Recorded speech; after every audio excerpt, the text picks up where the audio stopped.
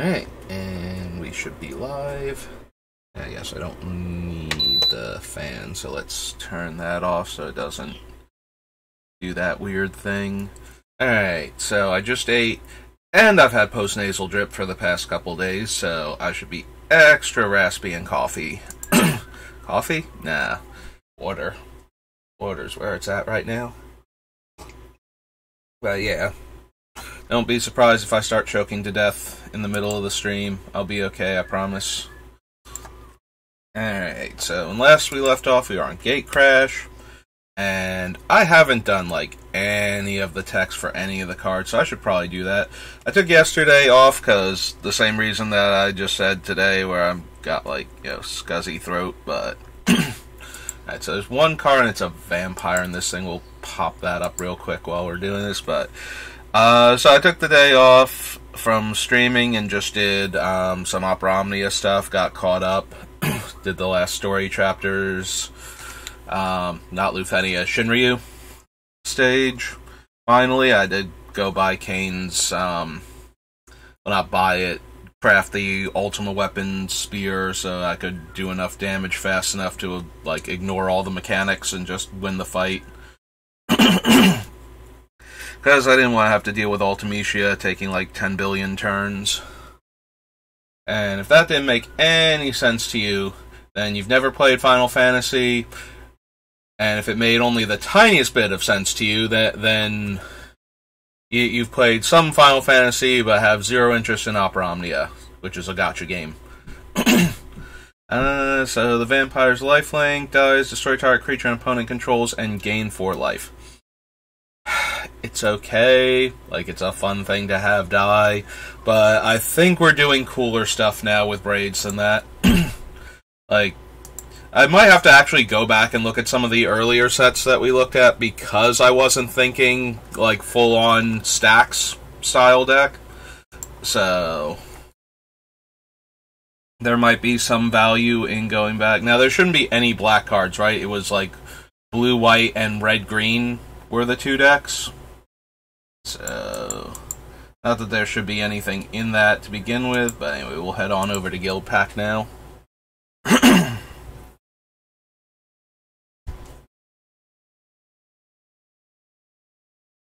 Nope, go ahead, search. It's okay. It's okay, little search engine. Go find me some cards. Yeah, it's supposed to go in at 3 today, and then my boss called me like 10, 15. Technically, he didn't call me. He had one of the other employees call me. So, they want me back in at 2, like I was going to be originally before he told me to come in at 3, and now it's back to 2, and... Because we're past due for inspection, and the inspector's in one of the other stores. If you've ever been in a corporate situation like that, you know what I'm talking about, where, you know, you're a franchise and they send people to make sure you're upholding all the standards and doing everything right. And you don't know exactly when they're going to show up, so that way, you know, they don't tell you ahead of time, so that way you can do everything that you were supposed to be doing up until this point all the time anyway. But they have certain time frames that have to show up, and they're a little bit past due at this point, so they only have a little bit of time before they've missed one on their end. So, since he's in the area, they're expecting him to show up, and I hate being present for things like that, so calling me and telling me to come in for that, after telling me I didn't have to come in, is kind of great. Sarcasm. Just in case you can't tell, so some people can't tell when I'm being sarcastic, because I always sound sarcastic. Like, I have a bit of a condescending, smart-ass tone to my voice perpetually. So, discards a card, Abysmal Nocturne, gets +2/+2, and gains Fear. We'll probably actually start looking at these cards. Remove target land from the game. Not quite good enough. Retire a card in a graveyard from the game and draw a card. Target player discards a card and haunt. Move 2 creature cards in your graveyard from the game. Target player discards a card only when you can do a sorcerer. Yeah, I don't think we're going to be attacking the hand all that much with this deck. I think we're going to be attacking the resources in play more so.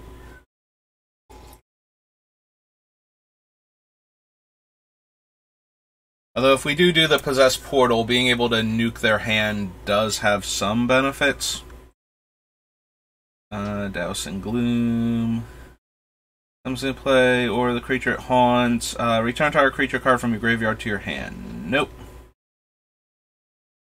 Bunch of stuff we can't use. Creature attacks you, its controller loses 1 life. No.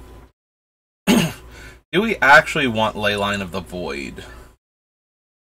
Like, one of the ways opponents can get around what we're doing is by having recursive threats. So, maybe?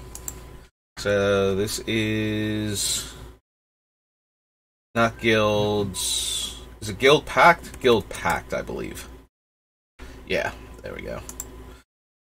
So, Leyline of the Void. Just go ahead and add that on. Can't run any of those. Don't want an enchant creature. Let's put into a graveyard. Destroy target creature that was dealt damage this turn. Nope. Can't run that. Sacrifice a creature. Gives -1/-1. No. Another creature comes into play. Its controller... Whenever another creature comes into play, its controller loses 1 life. Yeah, not with the strategy we're planning on implementing. We'll do way more damage to ourselves than to other players. No to Restless Bones. Sacrifice a creature. Destroy each creature with the same converted mana cost as the sacrificed creature. But I like my tokens. Then again, if I'm activating it, choosing the token, then somebody has way more tokens than me, and they're way more of a problem because of it. Still don't think that one's necessary. No to Seize the Soul. So as far as making lots of creatures go, Skeletal Vampire is one of those. It makes 2 tokens. So if we want to do the Ashnod's Altar... Nim Deathmantle thing, where we're making... Basically, we sack one of the bats and the vampire, so we have a bat left over, and we just make infinite bats that way. So that's a possibility. So I'll at least consider this one. Skeletal Vampire. Attacks. Each other attacking creature gains fear. And Sword of the Parans. Okay. Guild Pact. Alright, still gonna come up with all the guild kits. Guild Pact, Guilds of Ravnica. And then we're out of the G's and into Historic Masters or something. Historic Anthologies. Defender and Surveil. 3/1 Flyer. We have to Surveil to get him back, right? Pay 3 life if you do return him to your hand, so no to that. Enters the battlefield. Each opponent discards a card. So this is the one where it's each opponent as opposed to each player, and is a rat. Of Ravnica. I don't think it's going to make it. I think it's too small in effect, but I'll consider it at least. Like I said, I don't think we're going to be attacking the opponent's hands much, but... And if we mill it, we can cast it effectively. Surveil 2... This is the one that's just, yeah, it's the sorcery and always Surveil 2. There's the other one that's like, if the creature is legendary, it costs 2 less and also lets you Surveil 2, but it's like an uncommon or a rare. Doom Whisperer is okay. Like, the card selection is always nice, but it's not doing as much in this deck as it does in some of the other ones. I mean, I still have ways to look at the top of my deck, so maybe I should consider it more. 1/1 Death Touch, no. 2/3 Menace. Discard a creature card, return it to our hand. Deals 1 for each dead creature we have. Demonic Tutors, based on the number of dead creatures we have. Oh, right. It has to be a black card, so we can't tutor like a land or one of our artifacts, which is a minor problem. Also, I don't know how many actual creatures. Like, we're going to have a lot of token-producing cards in this deck, so I don't know how many we're actually going to have. Whenever a non-token creature you control dies, deals 1 damage to you and you draw a card. Maybe. A lot of our things are going to be tokens, so we're less likely to get hit too hard by him, which means he'll just be a source of card advantage when our other stuff is dying. But it's not like our opponent can wipe out like 10 tokens from us and we'll die to his effect, so. Or at least we'll have to die by decking at that point. Alright, we're not drawing cards, so we're not losing life, so yeah.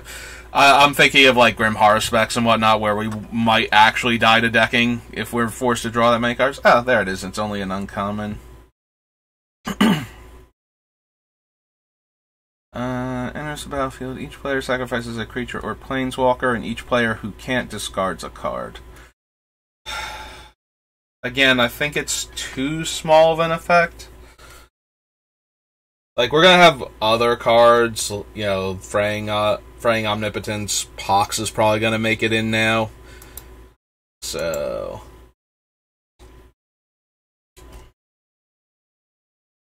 Plague Crafter. I guess I'll add him to the list and then we'll see. But yeah, I think he's too small of an effect to actually make the main deck. I might be in for Price of Fame.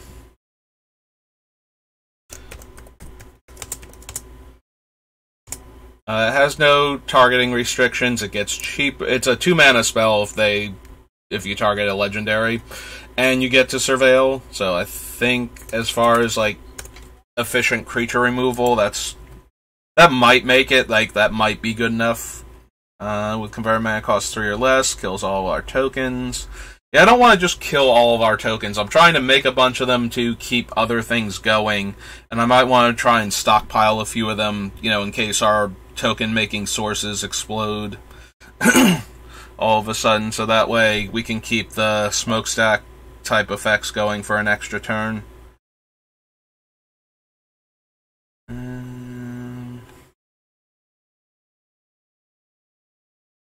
Mill card, exile, shuffle up to 5 cards from your graveyard into your library.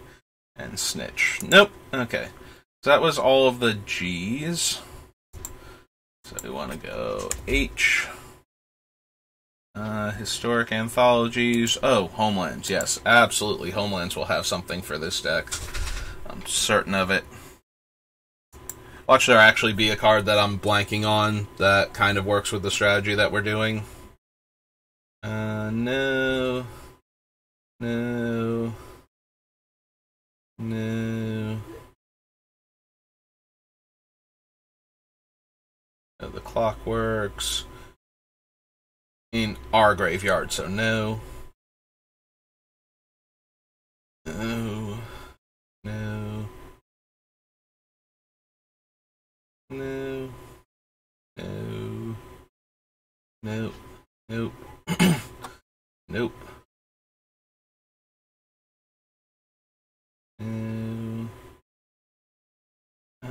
No creature can attack you unless its controller pays an additional 2, and during our upkeep, tap target untapped creature I control or sacrifice it. Am I interested at all in Koskan Falls? Like, we're already trying to tax our opponent's resources, and we're already planning on... It's not non-token, so we should have a creature to tap. Am I at all interested in Koskan Falls? This was... When I stopped and it was like, watch there be a card, this was the first one that popped into my head as the thing that might possibly make it. So, Koskan Falls. I'll think about it. Like, propaganda effect in our mono black deck while we're forcing players to sacrifice things. Also, there is the Autocrat. If I'm considering the So the downside to the Autocrat is I don't get to keep the extra tokens with it, because if the Autocrat leaves play, all the Surf tokens explode. But you do get infinite triggers off of him. Like, you can just sack the 3 Surfs first, and then him, and then you have 4 colorless floating afterwards, or 0 mana floating afterwards if you do, like, Phyrexian Altar instead. So...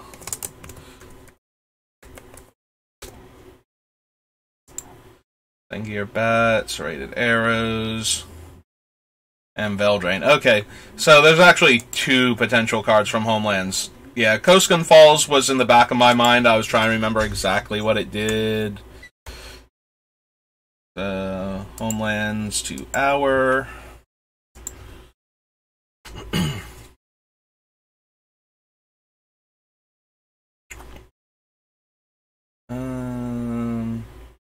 Right, the card that lets you play cycling. Every time I see this card, it reminds me of how much I wanted to do anything with that card and never did.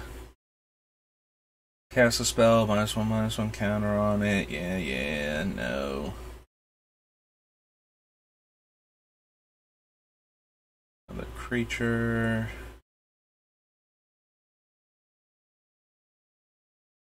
Probably not. Can't run any of those. All graveyards? No.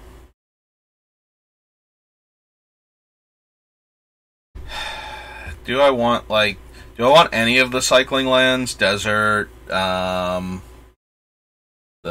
one from Onslaught and the one from Urza Saga. Yeah, I'm blanking on all of their names now. I can picture the artworks on those, like Baron Moor is one of them, I think. Do I want these? Probably not. And the fewer non-swamps I have, the better, because then Urborg is less important. Obviously, we've got to run some number of non-basic lands that aren't swamps, but... Doomfall... Dream Stealer... Alright, so we put the other thing on here with the idea that we might want God Pharaoh's Gift, but now that we're moving more towards, like a Stacks Prison deck, I'm starting to think that no, we don't actually need that anymore. Like, less value, more board control. So, I think we can pass on that one. I think so. Like, if I wind up keeping the other thing in, I'll know to come back and add God Pharaoh's Gift, but I'm thinking, nah, we don't need it as much.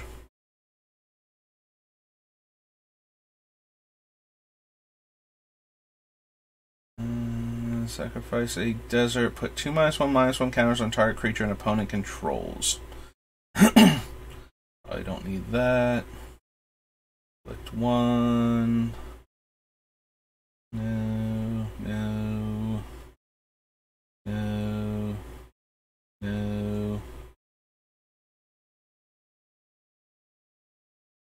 Yeah, we can never get the Mirage Mirror to actually be Smokestack in time to trigger. Because that would be neat to have more Smokestacks in play. Especially one that we could, leave off on our turn. But, yeah, since there's no way to ever turn it into a Smokestack in time to trigger, kind of doesn't work.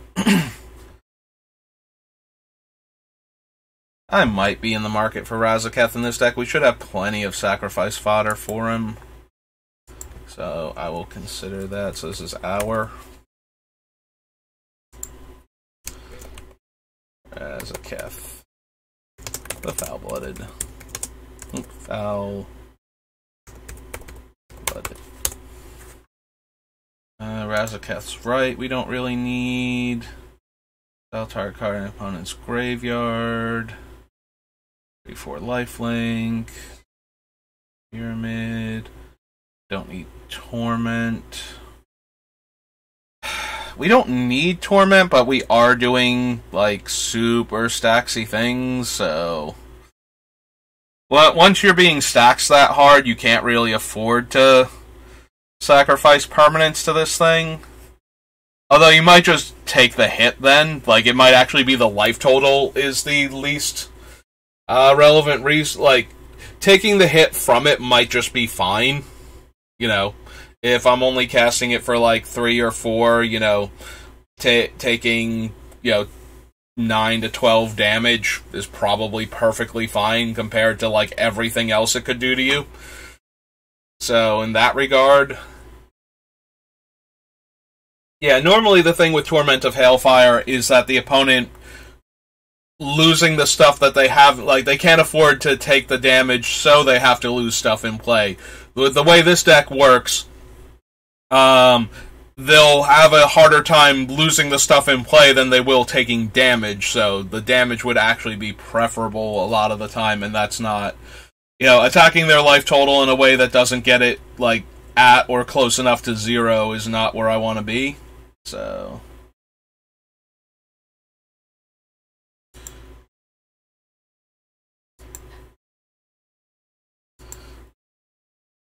alright, so that was Hour.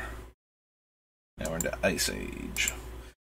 Yeah, that's the thing. So, a lot of times in Commander, you know, if you could deal like 12 or 15 damage to your opponent, you'd be like, yeah, that's great, but with the way we're building the deck, like, we'd rather play a card that destroys a bunch of their permanents, so that way they're at a disadvantage when deciding what else they're going to lose. Like, Torment of Hailfire is more like additional Braids activations than anything else, except they're potentially losing cards, or just taking the damage, and we don't get to draw anything, whereas Braids, since we're already taxing their resources, we're likely to sacrifice a permanent and get to draw, like, 2, maybe 3 cards out of it, so I think we're getting more out of Braids, and we, like, if Torment's just damage, then we can do that with lots of other cards, like Exsanguinate would probably be better, just to guarantee that everybody dies, and that they don't have any options, rather than letting them cling to life for a turn or 2. And if the permanents are what we need to get gone, they will just lose the life, so yeah, I'm scrolling a bit fast, so maybe slow down, make some discard, pumps its toughness, pumps a 1/2, is an anti-card, snow matters. In your graveyard with at least 3 creature cards above it. Yeah, I don't know that we can, like, we're going to be using a lot of tokens, so getting Ashen Ghoul with 3 cards above it is actually mildly annoying. Like, this is not the card that we're looking for this deck. Time was, this used to be, like, one of the best recursive threats because it wouldn't stay dead, and, you know, but you were planning on running tons of creatures with it, so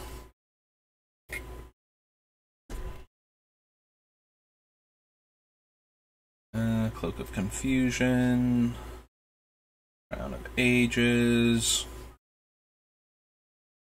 Dance of the Dead, Dark Banishing, Dark Ritual, Mana Consult, Spot Acceptor,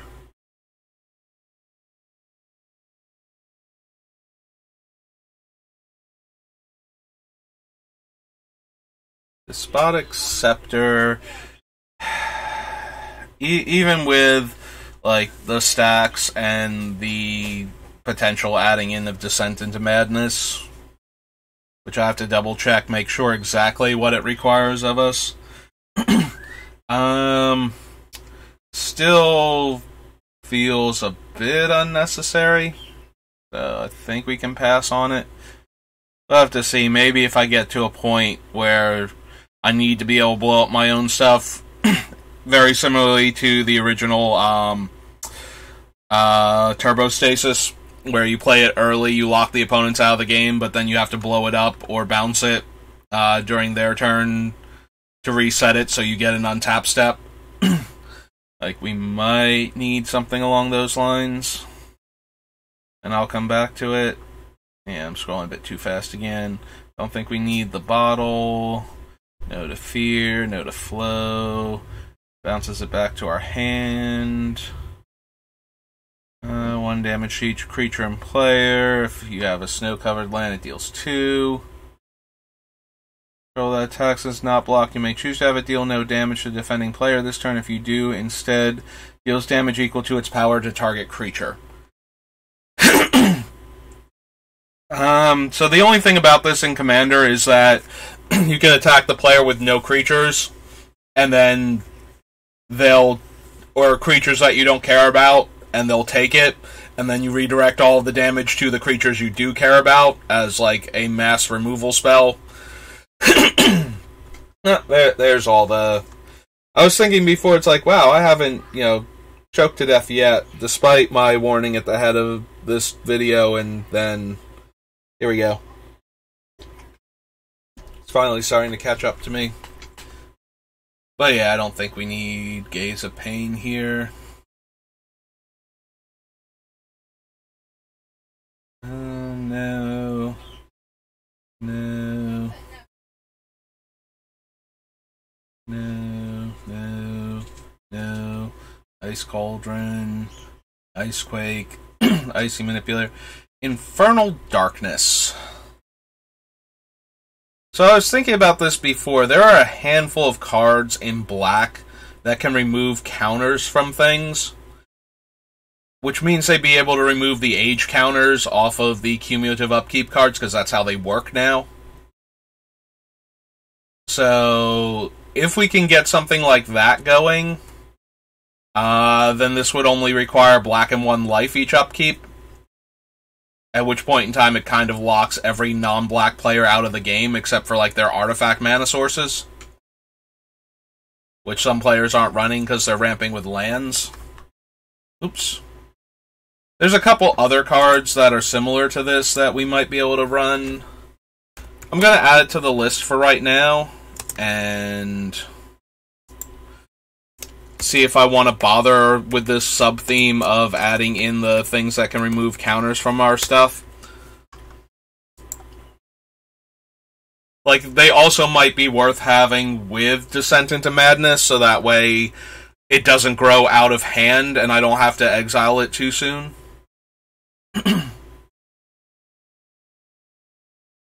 Sacrifice 2 swamps. No. Jester's Cap, Jester's Mask, Jeweled Amulet, Krovikan Dead, Knight of Stromgold, Krovikan Elementalist. Oh, it's Kel'Joran Dead. I was like, wait a minute, shouldn't Krovikan Dead be down here after Knight of Stromgold? But yeah, it's Kel'Joran Dead. Krovikan Vampire, Legions of Lim-Dûl, Leshrak's Right, Sigil. Cast a green spell. Look at that player's hand, choose a card. They discard that card. Only once each time a green spell is cast. Oh, it's too black to activate, yeah. And return it to your hand. Nope. 1 damage to each player. Each player may pay black or 3 to prevent that damage. Yeah, too slow. Choose and discards a card from their hand. Draw a card at the beginning of next turn's upkeep. Does 2 damage to them and tap that creature. During your upkeep, sacrifice a creature or it deals 5 damage to you. If minion of Leshrak deals damage to you in this way, tap it. You cannot sacrifice it to itself. And tap, destroy target creature or land. And it's a 5/5 pro black. For 7 mana? I mean, if ever there was a deck for this thing, this might be it.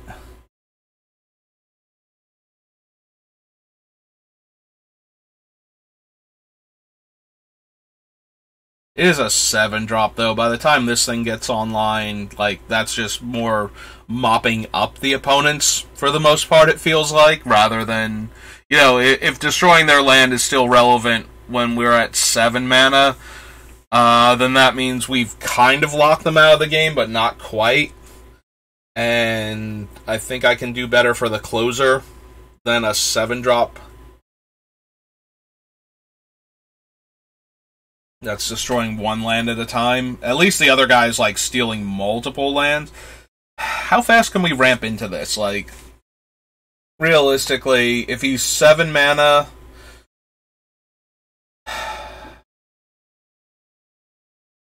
I feel like the earliest we're going to get him down is, like, 5, maybe turn 6, but with more mana to work with after that.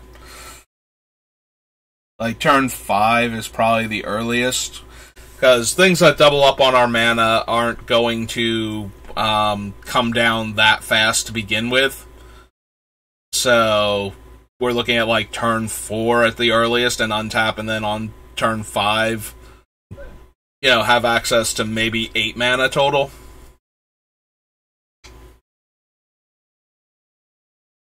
And that's if everything's going great and nobody's interacting with our stuff in a negative way. So...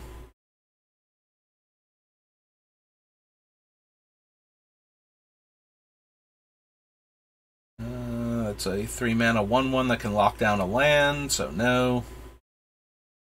Necropotence. Is this a Necropotence deck?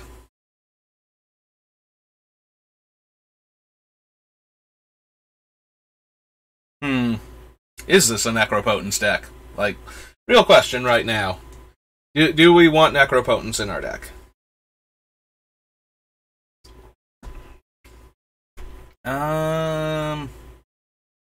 Maybe? Maybe.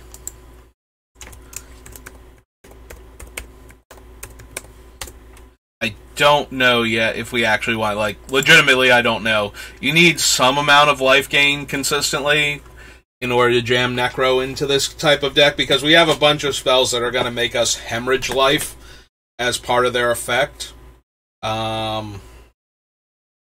So we can't just jam Necropotence into this if we're going to run cards like Fraying Omnipotence and Pox and whatnot.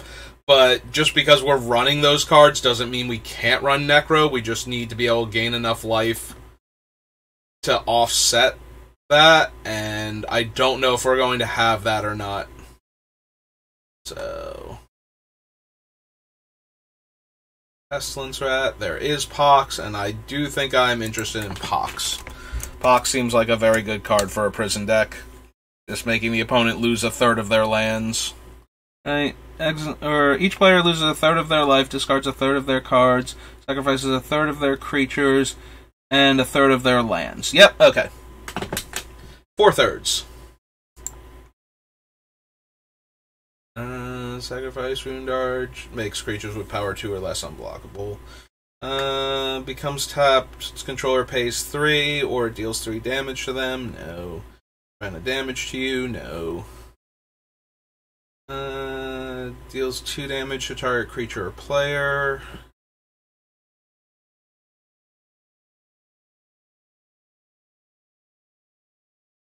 No. Probably not.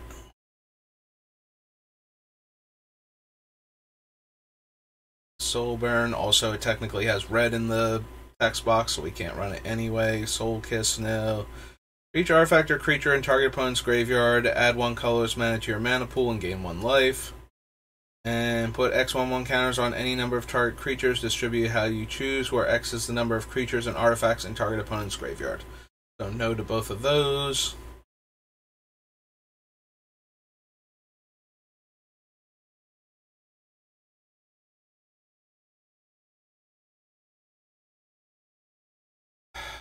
I don't think we need to hose specifically the white decks with Stench of Evil. So I'm going to go with no.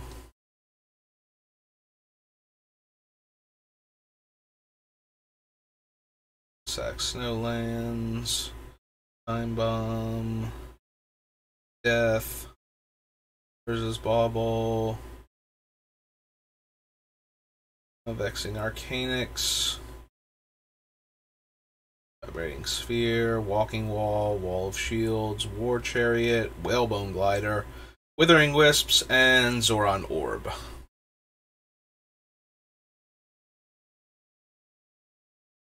don't think we need the orb either. The orb is kind of interesting with the effects like Pox, since they're rounded up. If you have the extra thing, you can just lose that, and depending on your life total will determine if you lose extra life because of that, and it winds up being neutral, or, you know, if you only gain 1 life functionally from it. Or if you get the full 2 because you were going to round up anyway, so you're not losing any extra life, so you actually are up 2 life. Or up 1 life with Fraying Omnipotence because it's half, so you'd always only gain at max 1. But yeah, I don't think we need Zoran Orb. Ice Age. Sonic Masters, Ikoria Commander.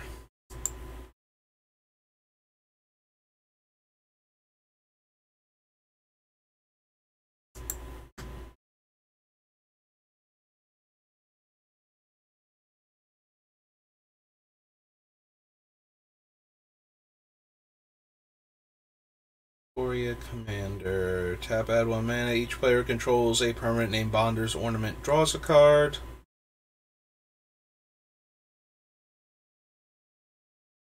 Creature cards in your graveyard. Nope.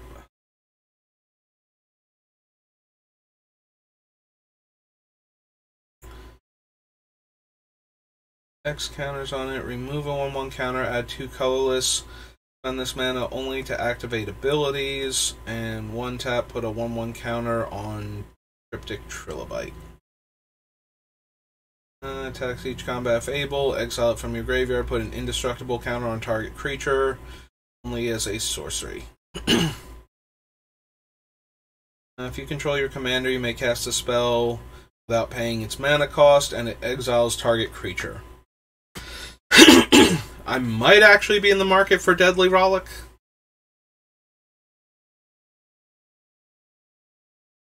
Yeah, being monochromatic means we won't have all of the good multi-target removal. You know, things that can target multiple permanent types. So we're kind of stuck in that regard.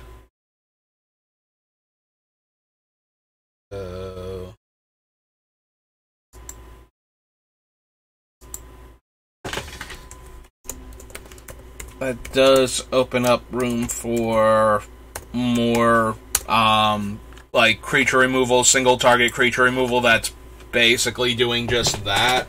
Probably, we'll wind up with Hero's Downfall and whatnot, but we have room for cards like Deadly Rollick,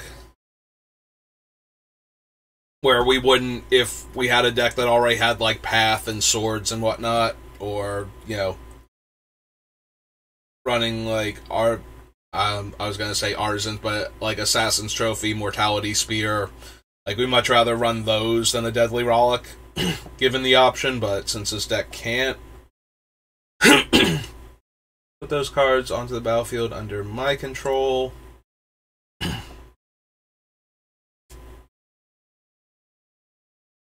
And it's a 4-drop on top of that, so probably not. Vader.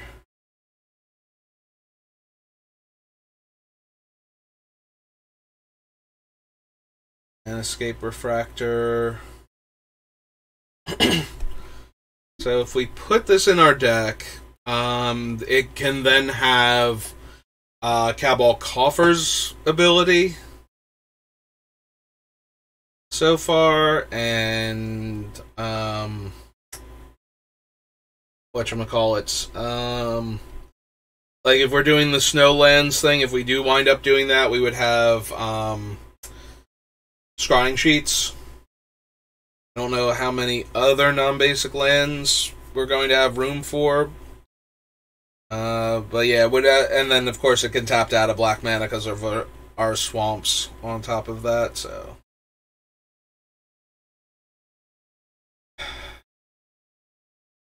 Do I want Manascape Refractor? Because it's only really good if we're already have a Cabal Coffers going. So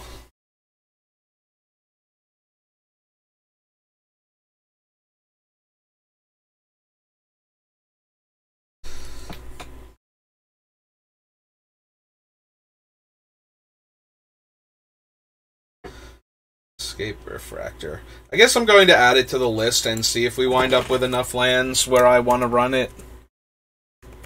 And Escape Refractor.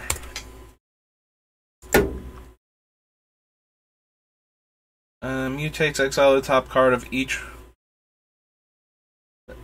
I'm sorry, I got distracted by the fact that it's a nightmare, and then I was trying to process if Braids actually does anything that cares, and she doesn't. Like, she is a nightmare, but there's no nightmare tribal that we're trying to assemble, so... mutates, what does it do? Exiles the top card of each opponent's library face down. I may look at and play those cards for as long as they remain exiled. I mean, the nice thing is that Braids is purely a nightmare at this point, so there's no, whatchamacallit, there's no human aspect to her, so if we want to run, like, the black mutate creatures, we can onto her, but... Move a counter from target permanent you control onto another target permanent. Activate this ability only anytime you could cast a sorcery. So, Nesting Grounds would actually be another way to get age counters off of our things. Like, an age counter on a thing without cumulative upkeep means nothing. So, it's not like moving the age counters onto our guys suddenly gives them some form of upkeep cost we need to pay. So... Alright. I didn't actually put the L for land there. Not K. L. Put a soul counter on it. Then lose 3 life for each soul counter on it.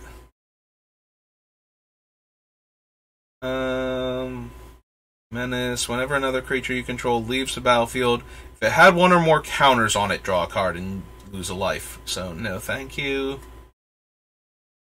No to Parasitic. Yeah, we're not Nightmare Tribal, so that doesn't really do much. Choose a color and has protection from the last chosen color and equips for 3.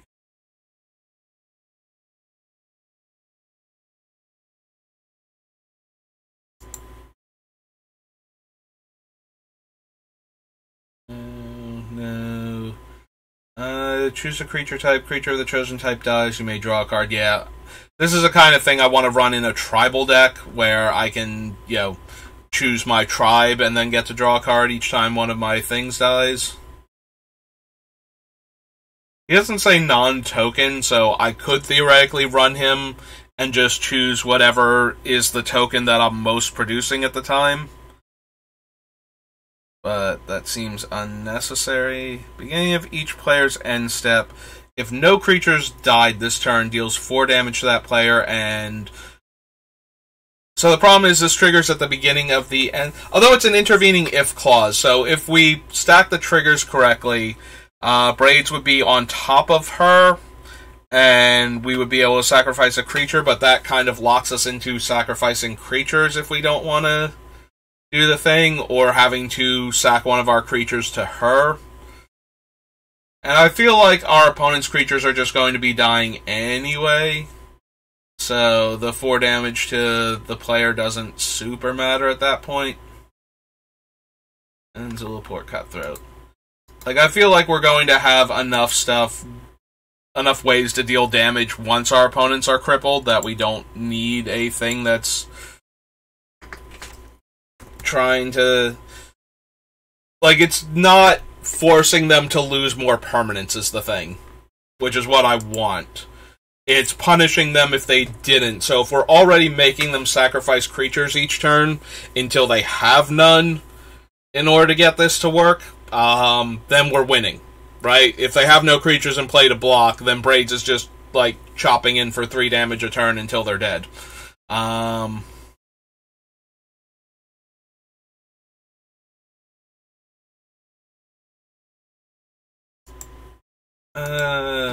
We added a couple of the other Aristocracy cards, so we might be in the market for a Bastion. Bastion of Remembrance.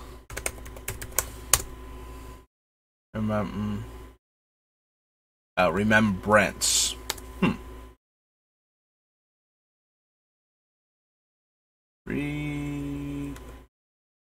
Oh, and I'm missing the M there.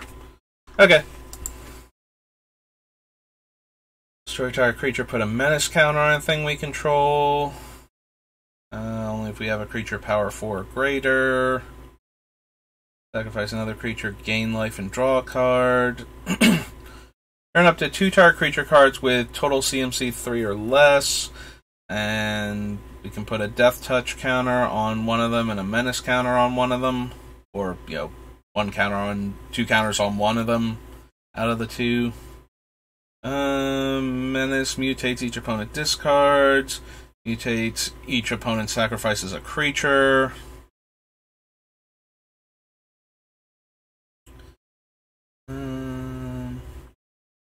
Yeah, if we could run other mutate creatures, and I would actually want to run them, I wouldn't mind something like Chittering Harvester, making each opponent sacrifice a creature, but since we're not really, we're not really doing that, we're not running enough mutate creatures, and I don't think we're going to add enough. Yeah, like, they all have decent abilities, but they're relatively expensive. The Bat for its mutate cost, but the other ones, it's a 6-drop or a 5-drop if we're mutating, and then the mutating thing has to survive in response or we don't get the mutation trigger. And all of that seems like a lot to go through to not have it work out the way we want it to.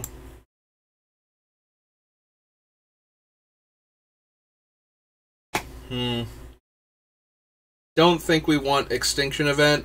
I was considering it for a second because we can choose Odd, if that's relevant, and not lose all of our tokens, but I'm pretty sure Braids is a 3-drop. So, we're trying to set up a game state where we have a bunch of even stuff and our commander's an odd creature, and I don't think I want Extinction Event at that point. Like, I'd rather run one of the other variable wraths, like the one where we choose, like, higher or lower than the number of cards in our hand.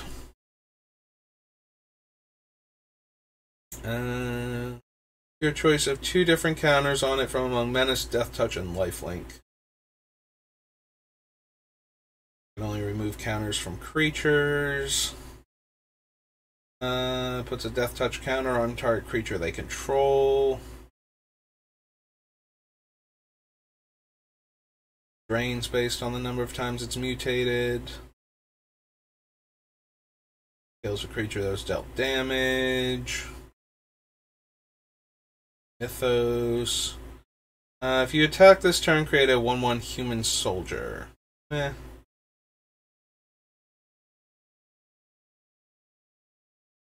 2 damage to each opponent and gain 2 life.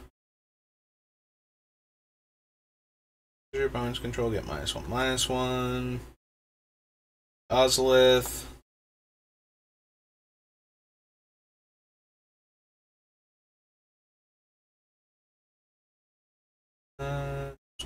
From target creature. Okay.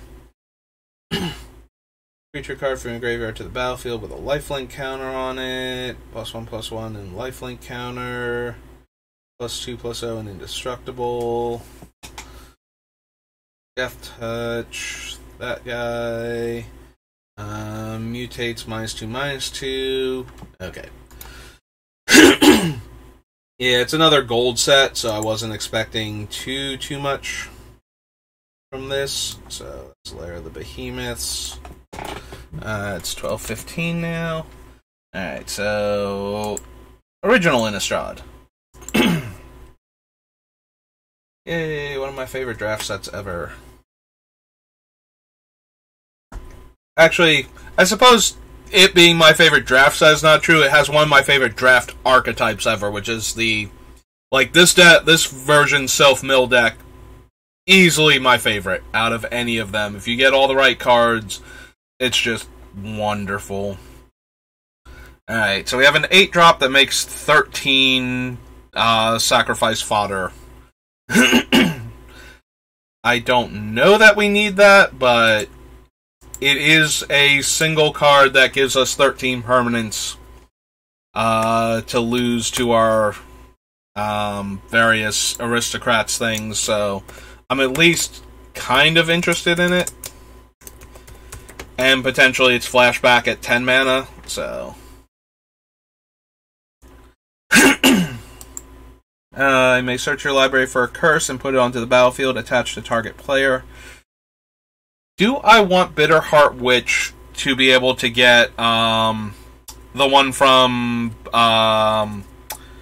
Amonkhet? The one that makes the player sacrifice a creature or planeswalker every turn? I might be in the market for that.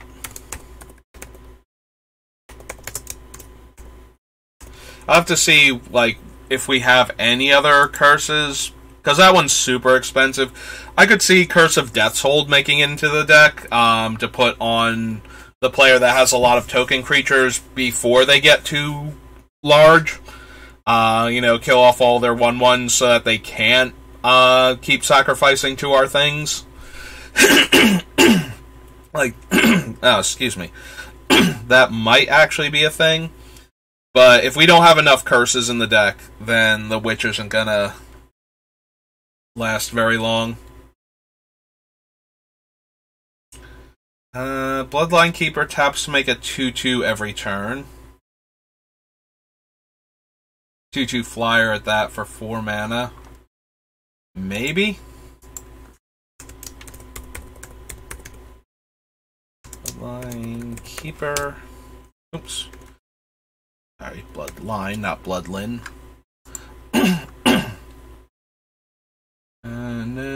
No. Mills the bottom card of a player's library, and if it's a creature, I get a zombie. There's Curse of Death's Hold.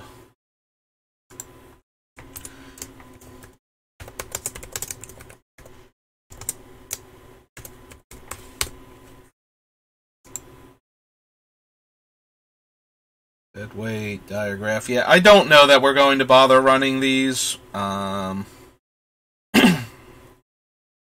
Beginning of your upkeep, put X 2/2 black zombie creature tokens onto the battlefield, where X is half the number of zombies you control rounded down. So we need to have 2 zombies in play for this to do anything. So that might be awkward even with the number of zombies that I think we're going to have in this deck, because there are a fair number of them that are recursive.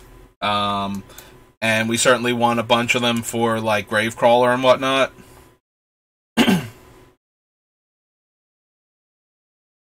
Alright, there's the Noble, which is another Aristocrats card that we might run.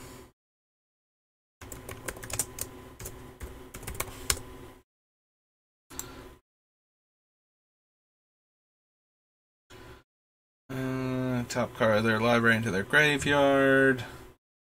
Return target creature card, or return 2 zombies. Zombie card at random. Discard a card from your hand, put a study counter on Grimoire. Remove 3 study counters from Grimoire of the Dead, sacrifice it. Put all creature cards from all graveyards onto the battlefield under your control. They're black zombies in addition to their other colors and types. Yeah, no, we're going to discard... Like, we need to be able to get value out of the discarding before I would ever consider Grimoire. Yeah, we don't want Heartless Summons because it'll kill our tokens. We can run Lily.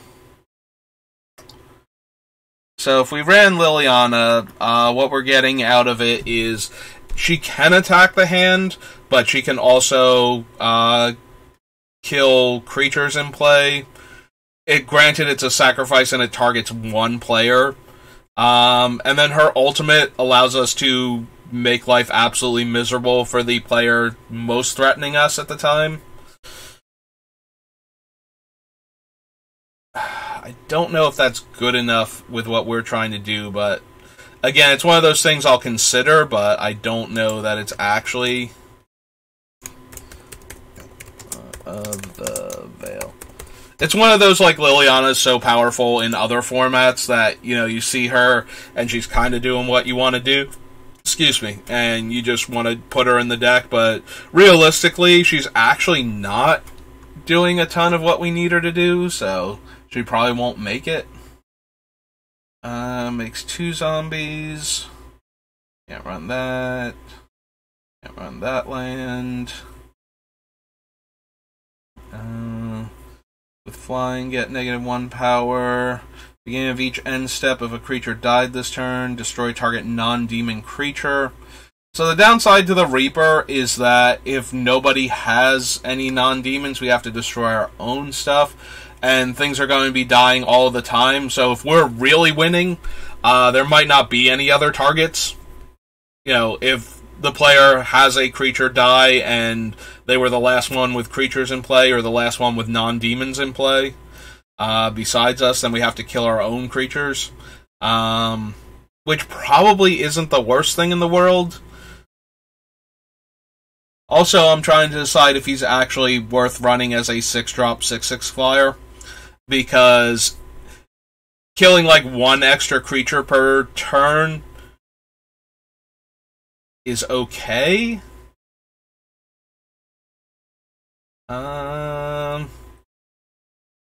But I kind of want our, like, I want other things to be doing that. We have a bunch of, like, expensive stuff that's doing similar things. Almost out of water now. Yeah, I guess we don't need the Reaper. And all other creatures with the same name. And then flashbacks for 7.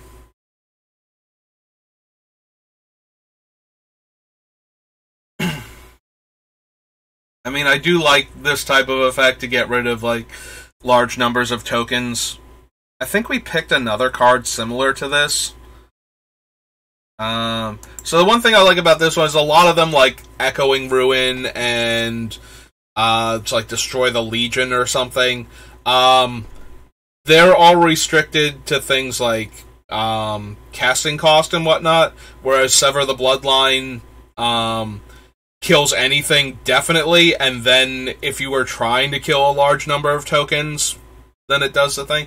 Also, it doesn't work if they can sacrifice it in response if you're trying to kill the tokens, but that's true of a lot of things like this.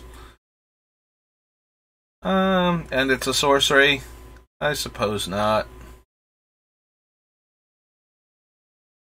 Like a 5/5 demon.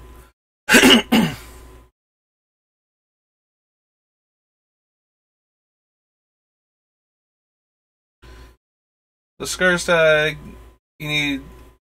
Yeah, Skurstag needs himself and 2 other creatures to make a 5/5 demon when something dies. Typhoid Rats, Unbreathing Horde, Burial Rites we can't run, Interloper, Victim, Cannibals, Walking Corpse.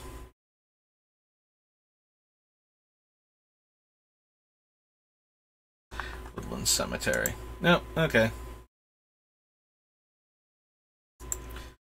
Innistrad, next up is Crimson Vow. Then Crimson Vow Commander.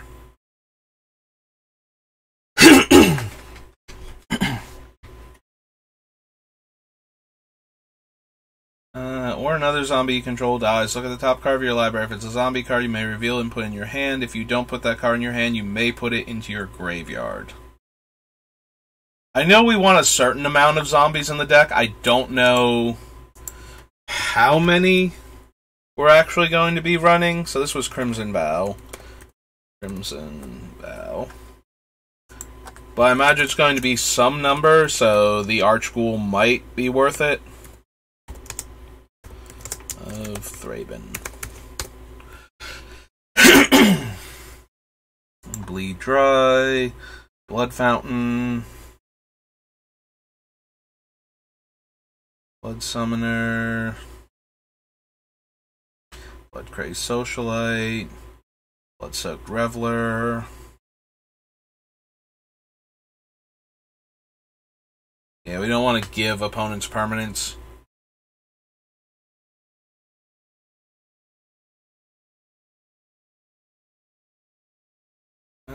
Exile another card from a graveyard. Remove X counters from target permanent, where X is the mana value of the exiled card. Or target creature an opponent controls gets -X until end of turn, where X is the mana value. I'm kind of interested in that, for the ability to sacrifice it on our opponent's turn, so that way we get the counters off of our... I keep doing that. I blame Stephen King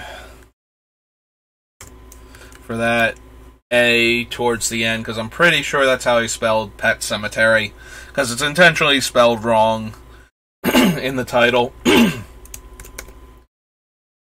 Desecrator.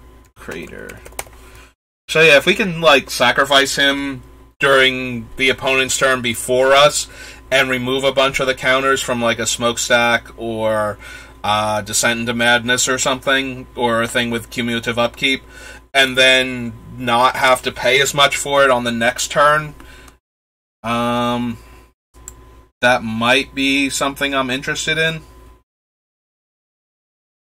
Activate only as a sorcery. Yeah, we don't need that. Don't need Courier Bats or Bargain. Was there anything else I skipped right? Okay, it was just the knife.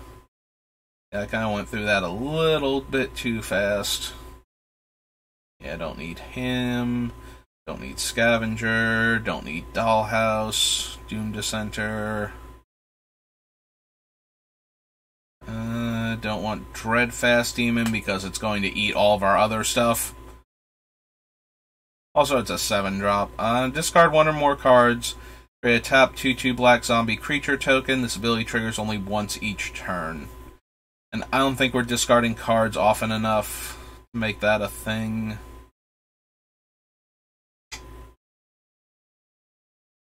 Does combat damage to a player make a blood token? No.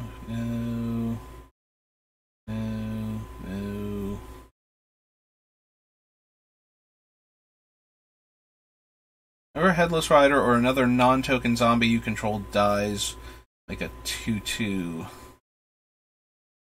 If we have enough zombies, that gets to be, like, good enough to consider. If we don't have enough zombies, like, the one thing about him is if we can get the, like, the Gravecrawler or one of the other casts from the graveyard under the right circumstance, zombies, then we can, and then we sacrifice it for value, then we can keep looping it and making lots of 2/2s, because this guy's not limited to once per turn, like a lot of cards are now.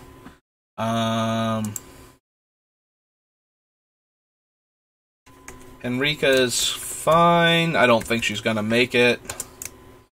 Nathi. But we'll consider her at least. One of her modes is, of course, to make each player sacrifice a creature, so if we're making the other players lose resources, then...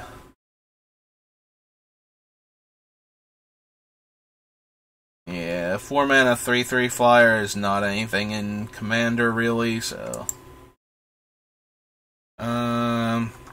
Yeah, and even if they have a human 5/3 flyer, probably still not going to be good enough. Attacks, defending player loses 1 life and you gain 1 life. Can't run path. 3 mana is an awful lot to get back the 1/1. Like, I would rather it be the reassembling skeleton, or I think the other one's like Tenacious Dead or something. I don't think Persistent Specimen is going to be, like, we also have the Cabal Conscripts or something.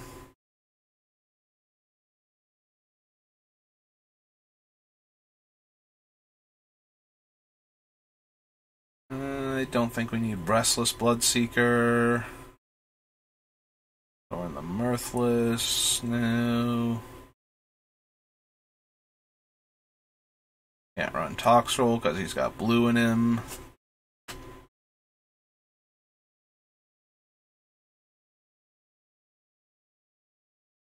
No. Bloodcaster, though. Or another non-token creature dies. So it has to be a non-token creature for us to get the thing.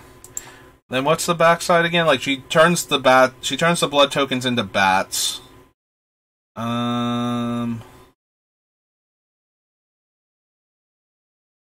And she stops making them, too. Like, she only makes them on this side, so we'd have to feed the blood tokens to... Because it's not optional, right? Morga... Yeah, just transform her. So... She might still be worth considering. We might be losing enough stuff regularly. Voldaren... Bloodcaster.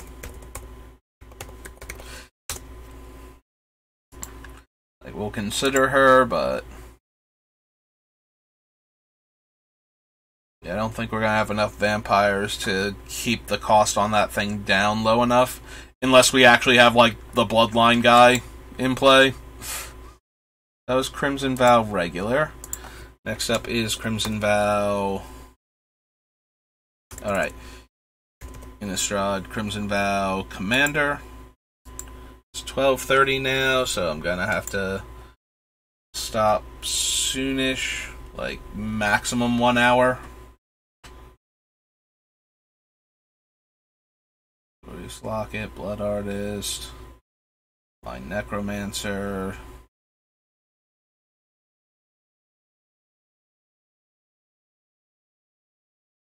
Attacking vampires you control have Death Touch and Lifelink. Whenever a vampire you control dies, you may pay 2. If you do, draw a card. Two of those creatures has, when this creature dies, draw cards equal to its power. So yeah, for the Doomweaver, it's more about what we can pair with it before the thing dies. Whenever one or more vampires you control attack, create a blood token. Pay 1 life, make a 1/1 vampire with lifelink. Sacrifice Glass Heart and 13 blood tokens. Each opponent loses 13 life and you gain 13 life.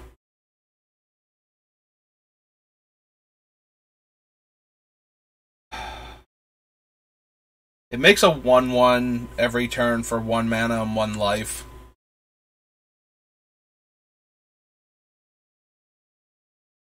And then if that 1/1 can attack, we also get a blood token on top of that. So it can make 2 permanents a turn for 3 mana. So maybe. Alright, to Commander.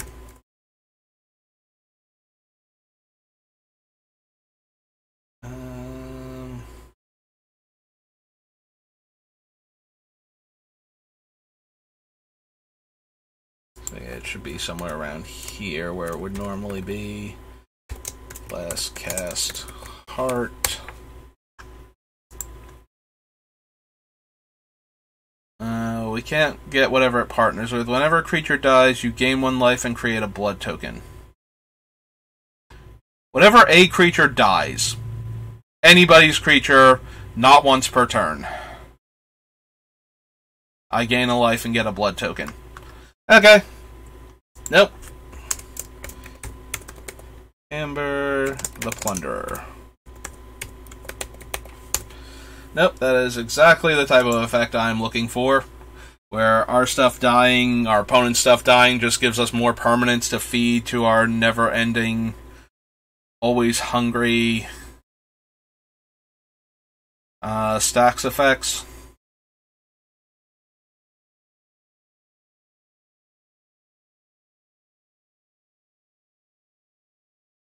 No to Predator's Hour.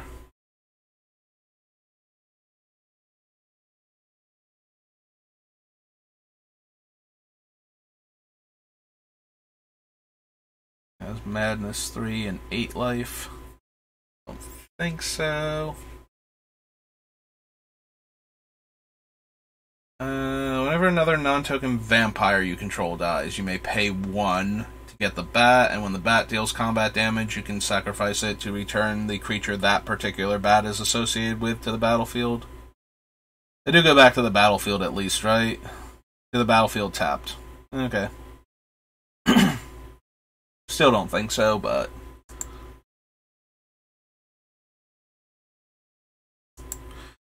Alright, so that was Innistrad Crimson Vow. Now for Midnight Hunt. Right, Midnight Hunt has alchemy cards associated with it, so kind of want to dodge around those. I don't need that. Probably don't need his front face. Don't need that. That. If it was creature tokens our opponents control, I would actually be interested in Bloodline Culling. Nope. No. No. Lose 1 life, you gain 1 life, and then it's like a 4/4 lifelink on the other side. It is a curse, which means I could search for it, but I don't think I care.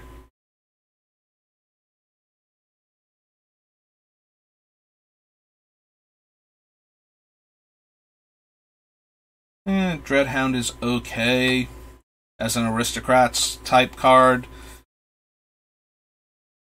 Since it's anybody's creature. It is a 6-drop though, and a lot of the other Aristocrats cards are like 2s and 3s.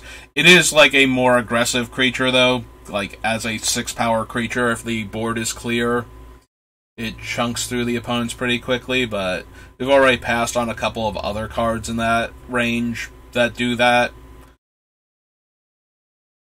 And I don't think that the Hound... Like, I'm more likely to want Sir Conrad than I am the Hound, I think. I'll play...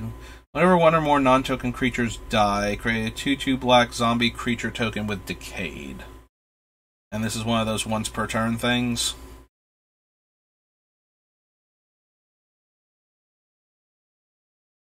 Exile instead. At the beginning of your upkeep, put all creature cards exiled with Gisa Glorious Resurrector onto the battlefield under your control. They gain Decayed.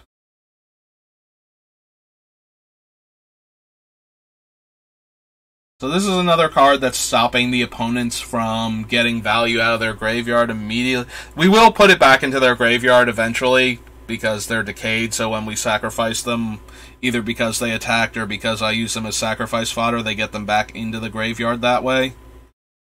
And it doesn't work the way we want it to with Leyline of the Void or something, unless we literally steal their stuff first and then play Leyline and then sack their creatures or attack with them. So how it works is, she's a replacement effect. If it would die, exile it instead. And Leyline is also a replacement effect. It's not when cards go to the graveyard, it's when cards would go to the graveyard. So, because the replacement effects, even though we control both of them, the replacement effects are applying to another player's card. So, when multiple replacement effects try to all act on the same event, the controller of the event source is who decides what one happens. And then, if the thing is still valid to be replaced, then they can apply the other ones, and if in certain situations they have to, but once one of the ones is chosen that invalidates the other ones, none of the other ones happen. So, Gisa wants to exile it, and Leyline wants to exile it, and Leyline wants to leave it in exile, and Gisa wants to follow it and put it into play on our next upkeep. So, if they allow the Leyline to replace going to the graveyard with being exiled, then the thing never gets exiled by Gisa, it gets exiled by Leyline. Her effect no longer applies because it's not going to the graveyard anymore, so there's nothing for her to replace, and the card just stays in exile. So Gisa and Leyline are a terrible combination. That being said, I don't know that I don't want Gisa, just because we might want to run Leyline of the Void in our deck. Like I said, we're running Leyline because it will stop creatures like the ones we're running from the opponents, where we're trying to get value out of the things dying and coming back constantly. So opponents will also potentially have cards like that in their Aristocrats or Sacrifice Matters or Stacks or whatever type of deck they're running, if they're in any way a similar vein to us. So I want cards that hate on that strategy without messing with ours. And Giza doesn't really do that because she steals them, but eventually they're going to go back to the opponent's graveyard because it's only when a creature an opponent controls would die. So she can't really do anything, to stop them from eventually going back to the graveyard because the opponents no longer control them.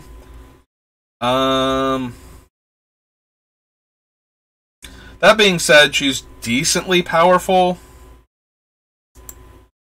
Alright, this is Midnight Hunt.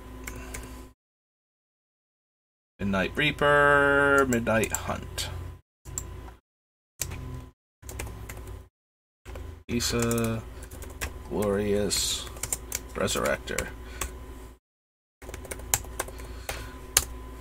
Yeah, in case you can't tell by how many times she winds up on the list and winds up getting cut, she's one of those cards that the effect itself is super powerful. Like, every time an opponent's creature dies, you get it. Like, and she's 4 mana and a 4/4. Like, that is very potent even if the creature can't block and explodes when you try to attack with it. Like, you get 1 attack step with it and then it's gone. Just because of the number of potent comes into play abilities that players run in Commander. If you get, a Grave Titan and you get 2/2/2s and then you get to attack with it and get 2/2/2s and then the Grave Titan dies, it's like you got 4 2/2s to work with now because your opponent's like really powerful creature that you can't let them happen to explode. Always seems pretty good in concept, but then, the deck actually has to need this effect before it makes it in there, or have room for it once it's got all the stuff that it needs. Yeah, the way I build Commander decks, I tend to focus more on the stuff that the deck is doing that's unique to the deck first, and then worry about other stuff after that. There's Infernal Grasp, which is probably one of Black's most efficient removal spells. There are cards similar to this, but they deal damage to you based on like the creature's toughness or whatnot. Vendetta. So for 1 extra mana, locking the damage into 2 instead seems way more reasonable. Alright. I do love Jadar in my Aristocrats and Death Triggers Matter and whatnot decks. Like, I've been having a lot of fun with this guy doing my standard dailies, so I have no problem giving this man a chance in this deck. I don't know if he's going to be enough, but we'll at least put him in. Enters the battlefield, or another non-token human dies, lose 1 life and make a human. And can give humans lifelink, so probably not. Like, I don't think we're going to have enough humans to keep feeding him, so... Flying, trample, sacrifice another creature, mill 3 cards, pay 1 life, add a colorless, spend this mana only to cast a spell from your graveyard. Mask of Gristlebrand. Probably don't need that one. Morbid Opportunist. I love Morbid Opportunist. We've done 3 different decks that have black in it, and he has at least been on the original list. Opportunist. Each time, I forget which ones he's actually made it into, but I do love Morbid Opportunist. I just feel like this card either eats a removal spell immediately or draws you cards. And both of those, like, it's a 1/3. If the opponent actually takes time out of their busy schedule to kill this guy. The only thing that's bad with Morbid Opportunist is if the opponent, like, mass exiles, and they were doing it because of other cards in play, not because of the Opportunist. Because if they wrath the board and they kill the Opportunist and, like, multiple other creatures, at least you get to draw a card from that. So you get your card back for Morbid Opportunist.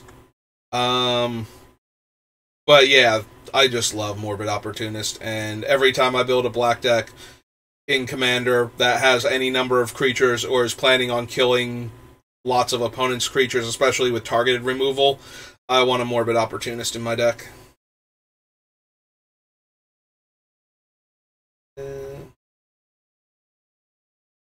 I know that kind of sounds like, hey, that's basically every Commander deck, which, yes, I keep putting Morbid Opportunist in. Like, there will be some decks that can't run Morbid Opportunist, or don't really want to, like, he's not doing enough in the deck. And there will be some decks that don't have room for him either. So.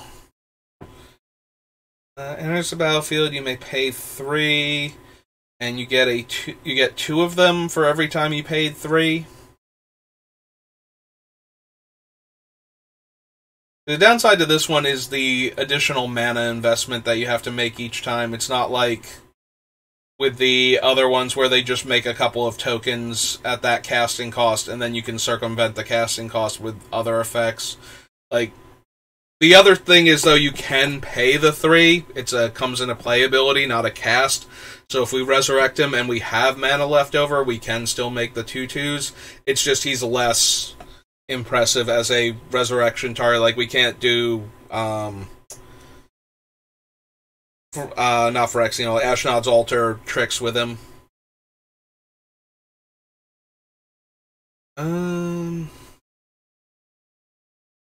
Is he worth it, though? So, 2, 3, so he's 5 mana for 3 bodies, and then 8 mana for 5 bodies. And unlike the other things, if I use the zombies to, like, attack with and whatnot, they just explode afterwards, so they're not around for me to use to sacrifice to the other things, so I can't really attack with them if I'm using them as sacrifice fodder. Yeah, I think not, then. Meat Hook I'll consider.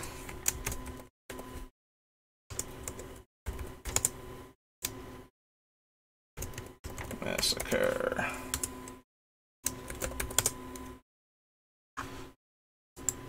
Vampire Interloper and Vengeful Strangler. What was the thing? Strangling Grasp.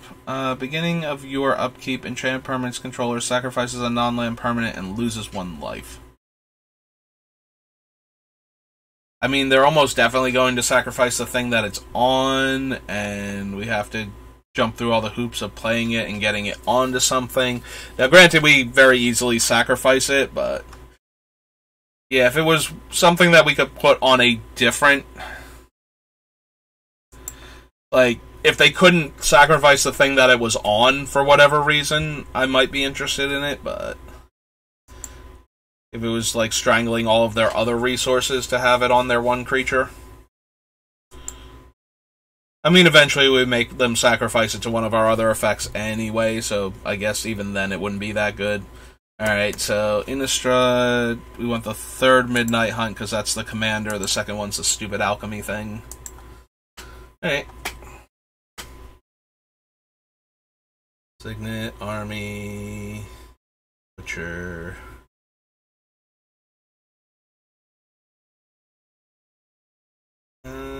Tap stat 1 black. Whenever a creature you control dies, put a counter on it. Sacrifice it. Create a 2/2 black zombie token with Decayed for each corpse counter on it.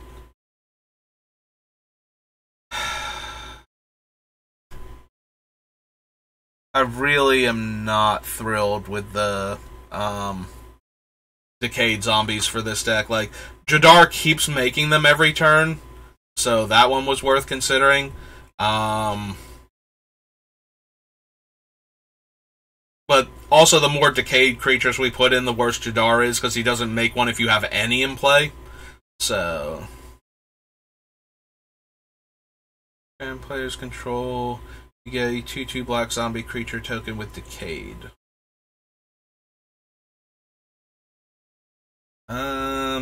This one I'm more interested in, because this one actually, like, we'll get them on opponent's turn, so they won't interfere with Jadar, first of all, and second of all, every opponent putting a land into play. Well, not every opponent. Every time enchant player puts a land. So if we put it onto the player that's ramping by searching out lands, then we can get a bunch of zombie tokens. We do run the risk of it being something like the 4-color Omnath, where they're just going to kill all of our creatures anyway. But then if they put another one in after that, then we get a 2/2 back.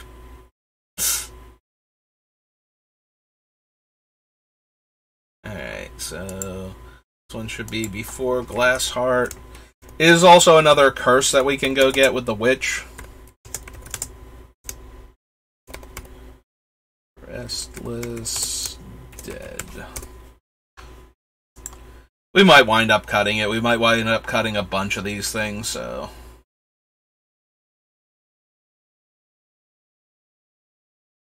Eater of Hope. Endless Ranks again.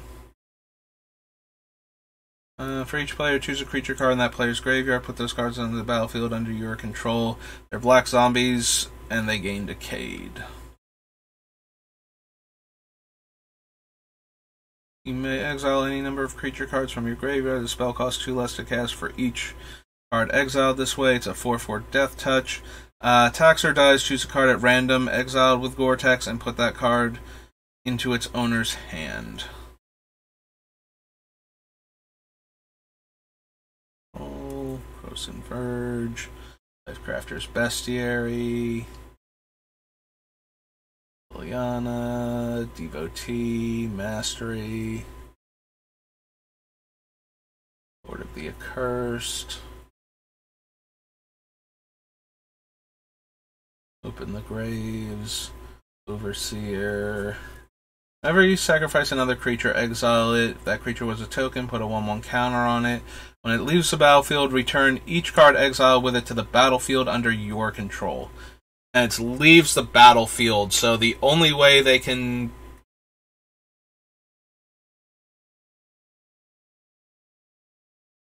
So yeah, the only way they can get rid of the thing permanently is to kill him in response to the exile trigger from the creature dying. Alright, I might be down for this then.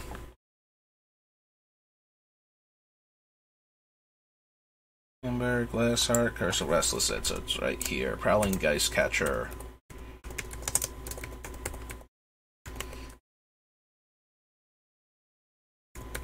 Yeah, you might remember I had this on the list for Miracle before I moved away from the Aristocrats build, but Braids has more Aristocrats energy than he does, I think, right now, even as a prison deck, so this guy has a lot of potential to make it in. Like, all the stuff we're sacrificing to our other things can wind up coming back into play from him dying, so... He only affects creatures, though, right? Like, he won't save our other things. Whenever you sacrifice another creature. Yep.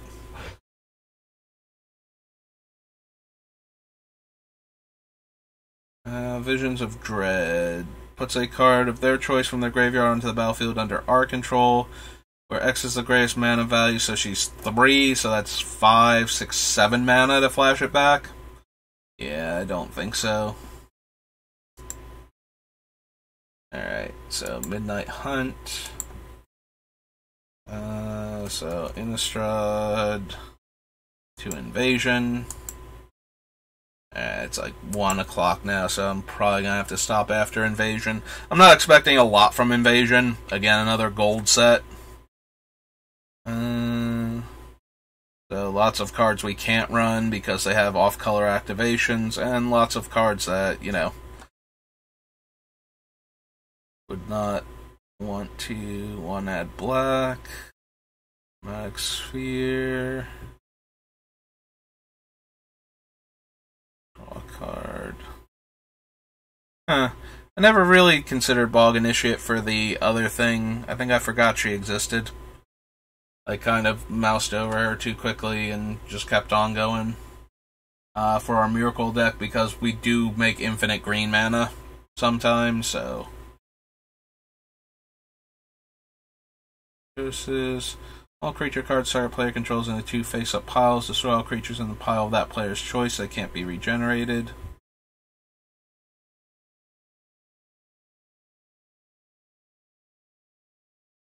Sacrifice a creature or land. Draw a card. Exotic Curse. Fire Screamer. Cloud, no. Power 1 or less, don't untap, no.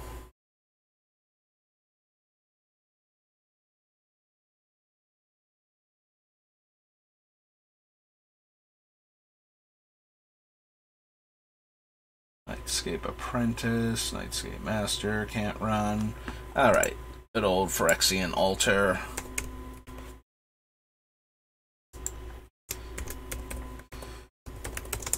I promise I do not put Phyrexian Altar and Ashnod's Altar in all of my decks, only in the ones where I want to sacrifice things.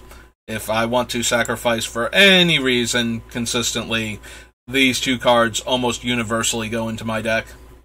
Comes in play, return target creature card from your graveyard, from my graveyard to play, and lose life equal to its mana cost. Am I interested in a reanimate at 5 mana that puts another body down? Probably not, even if it is a zombie.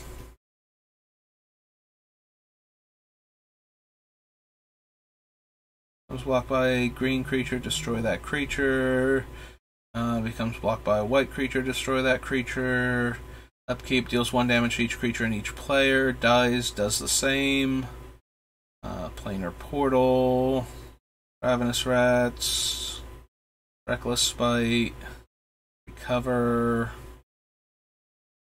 Scavenge Weaponry. Soul Burn again. Comes into play, destroy all other creatures that share a color with it. No, don't think so. Kind of the antithesis of what I'm trying to accomplish here. Cannon Land is a swamp.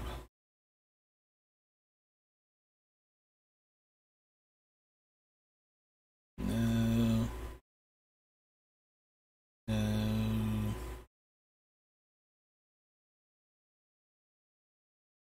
Play, no. Can't run those, no.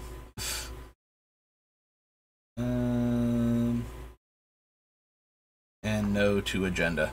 Okay, so we stopped after invasion this time. Invasion. Alright, well. Made some decent headway. I was hoping to get even more done today, but I guess we'll have to settle for that for now. So, thanks for watching. I'll see you next time, and have a good rest of your day.